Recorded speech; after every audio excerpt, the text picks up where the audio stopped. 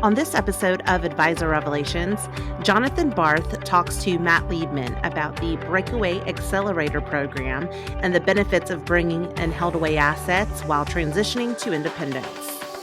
Welcome to the Advisor Revelations podcast. I'm Jonathan Barth, Regional Vice President at DPL Financial Partners. And today we're going to discuss how advisors, like our guest joining us here today, are using DPL's Breakaway Accelerator program to transition their existing annuity book, avoiding orphaned accounts and bringing those assets under their management as they make the move to being an independent financial advisor. I'd like to introduce our guest, who's a founding partner and CEO at Amplius Wealth Advisors, Matt Liebman. Matt, thanks for joining us here today and taking the time. Thanks, Jonathan. Happy to be here. Well, before we get into our discussion here today, I want to remind our listeners really quick, please subscribe to this podcast on your favorite streaming apps for updates. If anything we talk about today interests you, you'd like to have a deeper conversation, be sure to connect with DPL through our consultants on our website, dplfp.com. All right, Matt, let's go ahead and get started. Before we get into some of the specifics about the Breakaway Accelerator program and even DPL and your own firm, would you provide a little bit of background to our advisors or to our audience and share a little bit about your background and Amplius Wealth Advisors? Sure. Thanks a lot. Happy to do that. So I personally, I'll give a quick background on me, and then we can talk about the firm. I've been in the financial services industry one way or another for now about 23 years.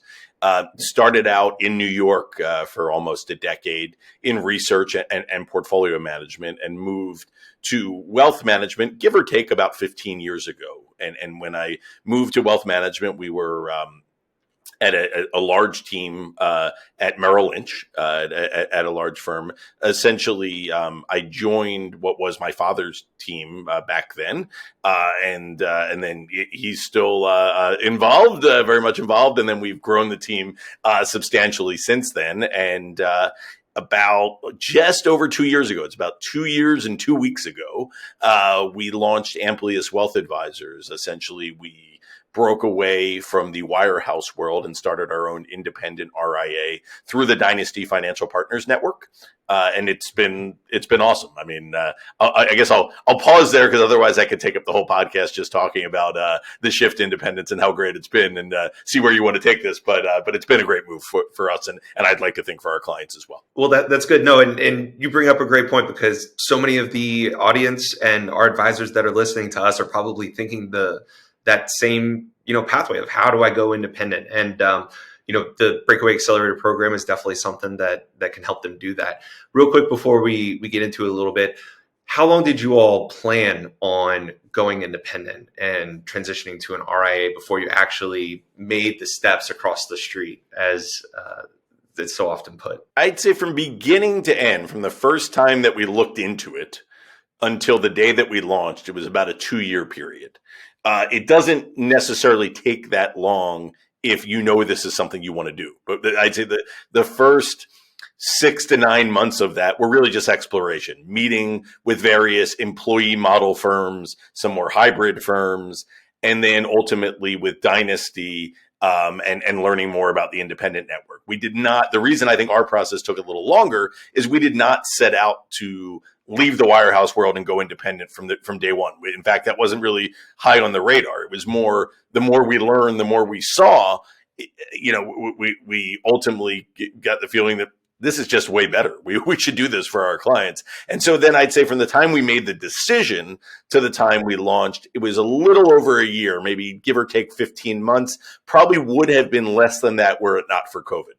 We had maybe about a 6-month delay. So when I do get questions sometimes from a bit larger wirehouse teams, we want to go independent, how long does it take?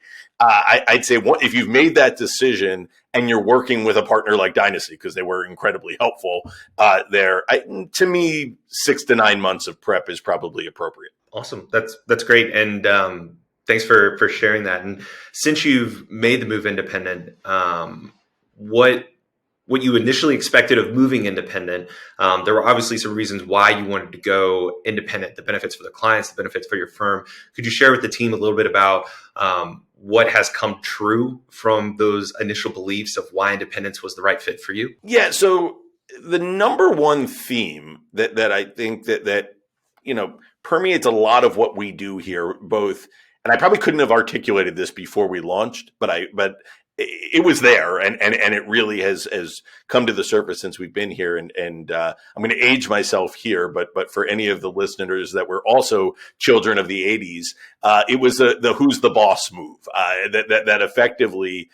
Not so much that we're the boss, because yes, CEO of the company or whatever. That's not what I mean. What I more mean is we want our boss to be our clients, and there's nothing wrong for us. With people deciding that's not the right model for them. As long as the client's aware of your model and so on, I'm not here to judge that. But for us, ultimately, it was like, do we want to report to a local manager, a regional manager, a broader, like super regional manager or whatever, then a national manager, then all of their bank supervisors that then have a board of directors that then have shareholders. That's a lot of different agendas, involved. And even if everybody is the best of intentions, which I think for the most part, a lot of people at these firms do, they just may not have the same agenda as your client. And what we really wanted to do was simplify life and say, look, ultimately all that matters, our only boss is our clients. And so that was the goal coming in. And that part absolutely has delivered. If a client has an issue with us, we will hear about it, and we will do our very best to address it in the most thorough and creative way that we can. And we don't really have to adhere to any other management type agenda. Of course, we're regulated and such, but as far as management layers go, we only really have one, and that's the clients. That's awesome. That's such a fantastic story, and I'm sure it changes the business and the conversations that you all have drastically once you make that move independent. Absolutely, and I think to a degree, I'm not sure that our clients were fully aware of it in the old setup, nor necessarily were we. It's almost like once you get out, we're like, oh, this is how you can do business. This is way better, So definitely, the grass truly is greener. At least for us, it was. I can't speak for everybody else, but yes, it's much greener for sure. Well, that's good, yeah. And as a part of that transition, there was obviously an existing annuity book, which is a little bit more relatable to DPL and the Advent insurance marketplace. As you were going through that transition to independence, I know everybody's path is different and it's unique. Would you be able to share a little bit about the annuity book, that path and that transition, specifically what your path looked like to going independent and where DPL came into play with helping on the annuity book? Absolutely. And even before we get to DPL, I will say and I told you this offline, but I'll say it now in the podcast. The service that you are building out and delivering, and let's say have started to deliver and now are delivering, is really valuable. And I don't just say that because I'm a guest on your podcast. I'm saying that from my own experience and maybe some of the pain points of our own journey to independence. And so just to go back to our journey for a minute on annuities and then how we got to DPL. When we first launched, a couple members of our team kept our brokerage license and hung that license at a firm who could take over as broker of record from those annuities. And we were essentially, I don't know if you want to call it hybrid, dual employee, there are all these names, but that rough structure. And the reason we did that, rather than just going pure RIA on day one, was because we didn't want to leave behind that business, not so much from a revenue standpoint for us. Annuities have never, sort of driven the bus from a revenue standpoint for us. But a lot of our very valuable clients had, as part of retirement cash flow planning and retirement death benefit planning, had substantial assets in annuities, and we wanted to be able to help those clients and service them. I mean, that was the motivation. And then about give or take a year into our business is when, through Dynasty, we really discovered and did a deeper dive on DPL and what you could offer. And I will say, with hindsight, I try not to look back because, can't do anything about the past. But with hindsight, it would have been nice if we had done this with you at the outset. It might have been a smoother transition. But here we are. And the general idea was to us, how can we more smoothly service our clients' annuity book while also transition to where we wanted to be, which we now are, which is pure RIA, no brokerage license, just registered with the SEC RIA. Exactly. And that obviously gives you the ability to serve your clients in a way that makes the most sense for your business and for the relationships that you have. Thank you for sharing that. I appreciate the kind words. You did say that offline, and it's also great to be able to share it with our audience here. I know that you are familiar with the 1035 exchange process of transitioning the annuities. Could you also share with how your firm worked with DPL on the annuity analysis from an exchange and an agent transfer process, which is where we get into our Breakaway Accelerator program a little bit? Yeah, this has been I wouldn't say great addition to your program, because I'm sure you've had this for a while, but I know as a firm you've been putting significant resources in the agent of record change program, and I think that makes a lot of sense. So for us, as an objective fiduciary RIA, evaluating our clients' situation, when we looked at the annuity book with DPL's help, our goal was really to divide the contracts more or less into three or four categories. One would be, it really doesn't make sense for this client to hold this annuity any longer. That some yes, some no, and that we, markets change, people age, people's cash flow situations change. Why you bought something 15 years ago may apply today, or it may not. And in that case, there are some times where the client another annuity is not the right solution. Okay, so in those cases, that's fine. We cashed out of those annuities for the clients, brought the money in here, and they're in our regular business, as it were, our day-to-day business. But there are other cases that you mentioned where that particular annuity solution is not correct for them anymore, but an annuity solution really does solve their problems better, especially given how the annuity world has changed over the last 10, 15 years with all of these fee-based options where we are, in fact, judging this the same way we would any other investment for our clients. And sometimes a 1035 made sense. But to your question, there were a lot of cases, and I think this is a great starting point. And again, hindsight 2020, had we had it to do over again, I might have gone through it this way. And that is change the agent of record, get it to one centralized place like DPL here, and then work with DPL and the client and our firm to sort of smoothly, slowly, and deliberately go through each contract. So it's a little less of a fire drill, where effectively now we have a number of contracts where that particular contract made sense for the client to hold, objectively made sense.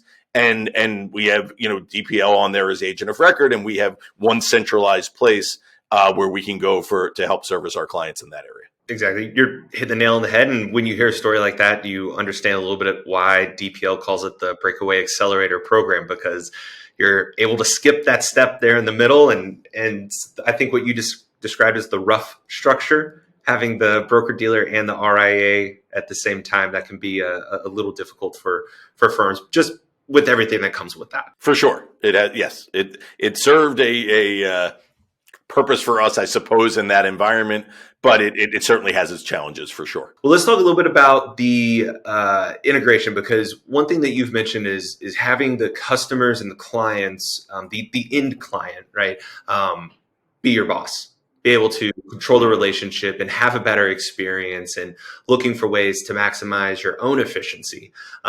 We were introduced through the Dynasty relationship and our relationship with Black Diamond, with the Advent Insurance Marketplace. So I think it'd be great to be able to hear from your perspective as a user of Black Diamond and the Advent Insurance Marketplace. What are some real benefits of doing this within a portfolio management software, from an integration standpoint, from a data feed standpoint, and even if there's some tools that you are able to use with either the DPL team or clients? We're very fortunate here that the firm that we chose to work with for helping our clients with annuities, DPL was doing this joint venture with the firm that we chose to work with for our performance reporting and analytics, Black Diamond. So made life easier for us. So thank you both for making our lives easier there. But so Black Diamond's been a great partner of ours. And in this case, what we like about the independent model here is, whereas the client is our boss, to a certain degree, when we work with I'll say a partner of some sort, be it DPL, Black Diamond, we are the boss on behalf of our clients. And it's a nice setup. So I will say we are not like wed to have to sort of pound the table for Black Diamond. I'm doing it voluntarily. We really like it. It's Black Diamond has good analytics from an asset allocation, performance standpoint. And what's nice now is now that we are working with you in the, I guess, do we call it AIM or do we call it the Advent? Are you guys going with acronym or the full words? Well, whichever way you want to go here.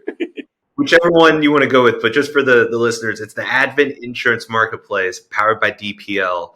We obviously will abbreviate it for AIM. Working with that, what we're excited about there is being able to get this, as I mentioned before, not huge revenue driver of our business annuities, but significant for clients, get that feeding into our Black Diamond so that when we run portfolio reports, it's right there. When we're looking internally at analytics, whether it's asset allocation underneath the hood in the annuities, and or general risk management on behalf of clients, we're not sitting there with a ruler and an abacus, but it's right there on our Black Diamond feed. Well, that's good. And then obviously there's a lot of tools within that Black Diamond Advent Insurance Marketplace as well. Many of them which we use here internally and in collaboration with Amplius, like our annuity comparison calculator, our ACC tool. Guess this is going to come out around March Madness. So good for the basketball fans there. Guaranteed income analysis tools, and then additional reporting and data integration that we can provide. All of that makes your life easier, hopefully. From a standpoint of your firm and the annuities and just what would you share with somebody who's listening to this podcast right now? They have an existing book of annuities. They are thinking of going independent. They're looking at all these different things. Basically, what would you say to yourself that very first meeting that you all had internally and saying, hey, should we think about going independent? What would that do for us? What would you say to that advisor? Or what would you say to yourself, 3-4 years ago? Uniquely around their annuity practice or just in general? Both. I think that would be helpful for the audience, both, in both situations there, not just obviously the practice, but then about the annuities in particular. Yeah, so I think just high level first on the practice, to me, again, it goes back to, I think, like, I am not a radical, change for change's sake person. I'm reasonably conservative when it comes to running our practice and our business. But ultimately, the wealth management world has changed so much in the 15 years that I've been in wealth management, after being in asset management before that you really do not need to be wed to sort of legacy solutions. And so to me, looking at a fresh a view of the landscape is basically everything that you can do at a big firm, you can do independently and sometimes a lot more. And so now, again, you have to want to be a business owner. Rather than being an employee, and that cuts both ways, and it's not for everybody. But once you get to that point, and again, and I'm not trying to be, as I mentioned, just pounding the table for any one firm, but this is where a firm like Dynasty is super helpful, because it's sort of like they just lay out a roadmap to help you make these decisions. So for us, that was incredibly valuable, because we can tend to be a little analytical, maybe sometimes over analytical. So we needed we needed that guidepost there. But then when it comes to the annuity side, sort of the second side of the business, what's really nice about independence is you get to choose what business you want to do in serving your clients. And really, ultimately, I would almost phrase that differently. It's you get to choose what clients you want to work with, and they're really choosing what business you do, because to work with them, you got to satisfy their needs there to give them the appropriate advice. And so what's really great about what your firm does in what I'll call again the AIM DPL world is that essentially you no longer need to make that choice between I'm going to leave this behind, but I think independence is better overall. It's more like, no, let's do both. Let's go independent, have all the advantage of that, and then have a firm like DPL help transition you to that independent world while hanging on to that annuity business and maybe making that a more viable part of your business. Beautiful. Couldn't have said it better myself at all. Before I wrap us up here real quick, any closing comments or thoughts from you or even the Amplius team that they want to pass along? No, I don't want to appear as if I am bad-mouthing the wirehouser employee model. It served us well. Myself I worked there for 13, 14 years, other members of the team and certainly in my family, my dad was in that business for 50 years. So you're not going to hear me badmouth that business model looking backward.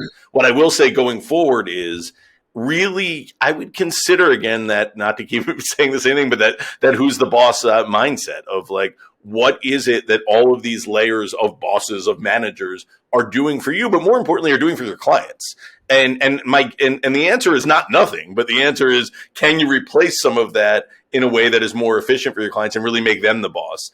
Because I think most good advisors, no matter what channel they're in, most good advisors I've interacted with over the years really view their clients as the boss, and they work for their clients. And the question is, are you able to do that without twisting yourself into a pretzel in your current model? Or is there another model that would make that easier? And obviously for us, my answer is pretty clear because that's what we did and we're very happy about it. But everybody else has to make their own individual decision there. Definitely. Well, good. Leaving the listeners with a question of who's the boss, something to think about. Well, good. Well, thank you everyone for joining us here today. And Matt, specifically, thank you for taking some time out of your busy schedule to share some of your thoughts with both myself and the audience here. Quick reminder to everybody who's listening, subscribe to the podcast wherever you're currently listening to it. And if anything interests you today, if you want to start the conversation with a DPL consultant, you can hop out to our website, dplfp.com. Thanks, everybody, and have a great day. Thanks for watching. Visit dplfp.com to learn how we can work with advisors like you. And please, for more updates, subscribe to this channel.